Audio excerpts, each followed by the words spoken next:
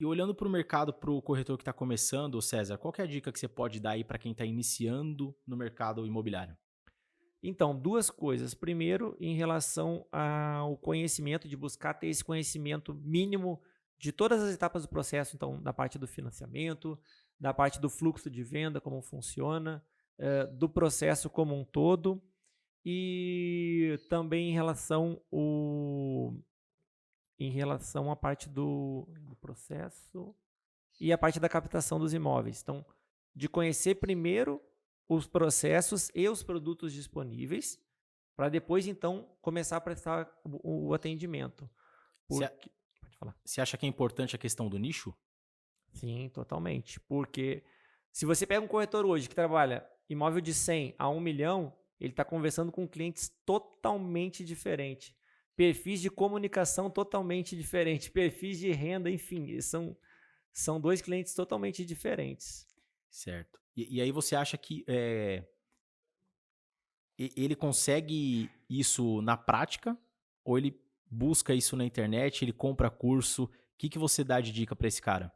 Qual o primeiro ponto? Eu entrei no mercado hoje, qual que é a dica do César para eu poder performar? Onde que eu busco conhecimento? O que, que eu devo focar de início em termos de estudo?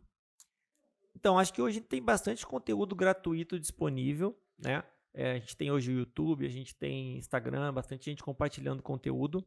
Então, você inicialmente pode buscar um conteúdo gratuito e o ideal é fazer uma formação mais completa, né? Porque a gente sabe que hoje o Cresce, o curso de TTI ele é muito deficitário, ele é uma grade curricular muito antiga, então o corretor infelizmente, ainda que formado, ele não tem uma preparação para entrar hoje no mercado de trabalho. Então, ele precisa dessa formação complementar para iniciar o trabalho de uma forma mais assertiva, né?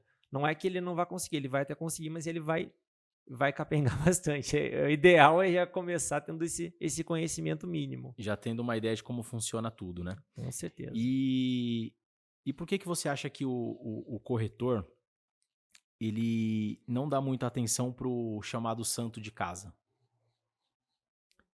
Boa pergunta. Boa pergunta. Acho que muitas vezes falta incentivo. Muitas vezes, grande parte dos casos falta incentivo. Mas talvez, talvez, às vezes o corretor se espelha em pessoas que estão em um nível muito acima, né? E que não corresponde à realidade de mercado dele. Então, às vezes, o corretor ele está começando agora no mercado e, ao invés de se espelhar, de buscar ver o que, que o gerente dele está fazendo, o que está dando certo, o que está vendendo, às vezes ele quer buscar o cara que está lá no topo. Às vezes, o cara é de outro mercado, como a Às gente vezes conversou. ele começa a ver algumas comunicações nas redes sociais, por exemplo, e começa a se espelhar num cara de um outro padrão, é isso? Outro padrão, ou que um cara que já está com um nível muito mais elevado. Então, assim, um cara que já está, por exemplo, igual você falou da venda. Às vezes o corretor quer investir 1 milhão em marketing, rios de dinheiro, e ele não sabe o básico, ele não sabe como funciona o processo. Então ele quer ter mais leads. Bruno Lessa fala muito isso, né? Que o Sim, melhor lead é sempre o próximo. O corretor exato. fala assim: ah, não, pô, o imobiliário tá entregando pouco lead, o cara recebe 10 clientes por dia, nenhum tá bom. Como diz o professor Tarcísio, é o gigolô de lead, né? Golou de Que é lead. lead atrás de lead. Então, assim, esse corretor ele quer ter mais clientes, mas ele não tem o mínimo de conhecimento para dar um bom atendimento a esses poucos clientes que ele tem. Que ele diz ser poucos, né? Na Sim, verdade, às vezes são muitos clientes que não sentem a segurança do corretor, né?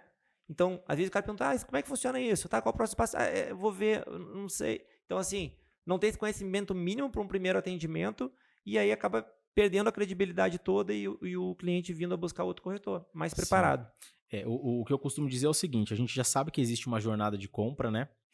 E eu brinco com o corretor que é o seguinte: se o corretor fez a primeira visita com esse cliente e o cara comprou, é porque esse cara já passou em algum lugar que ele não foi bem atendido e alguém não entendeu ele. Ou o corretor foi muito competente de pegar o cara na etapa correta ou aquecer o cara para a etapa correta e já vender. Porque dificilmente o cliente toma a decisão na primeira visita. O cliente visita uma, duas, Sim. ele compara.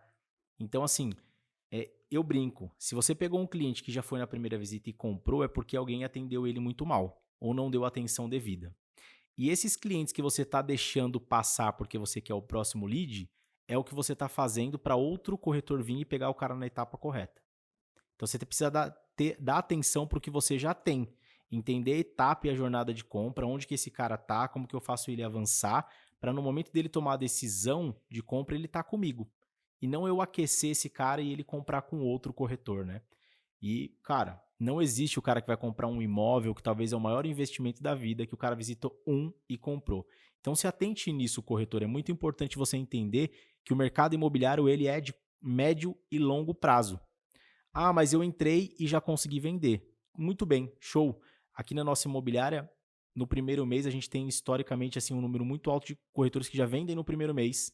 E eu até brinquei na entrevista com o Lua que o problema não é a primeira, segunda, terceira venda. O problema é o corretor ser constante em vender.